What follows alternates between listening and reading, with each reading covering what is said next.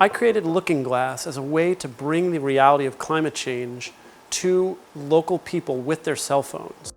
In Looking Glass, what we're trying to do is to use the more vivid experience of looking through a screen, whether it's your iPhone or a tablet, to see projected sea level rise in Wickford, Rhode Island. So you look through the tablet or your phone, and the idea there is that it is one thing for us to see numbers and to try to project way into the future, to imagine 100 years from now or 50 years from now. But to be able to say, to tell your phone, I'd like to look at what will happen in 12 years, I'd like to look what will happen at high tide, and I'd like to imagine I'd like to see what it might look like if we had a Hurricane Sandy style storm surge.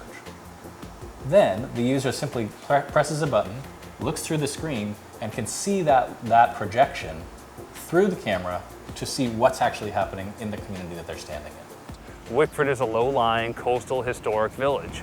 With the sea level rise scenarios that we've been looking at, depending on the level of the scenario, Wickford gets greatly impacted. Just from Hurricane Sandy, we saw our 3-foot sea level rise projections come true. Now granted that was a storm, but you could see where those were from our benchmark mapping project. People have seen the pictures from the hurricane in 1938 or from Hurricane Carol back in the 50s. And when they see where that water level is on those storms, and then when you start adding sea level rise to that, I think it's really going to hit home.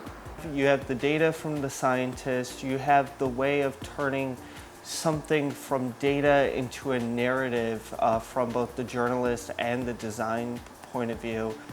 Bring in a developer and you have a very nice app to spread the message.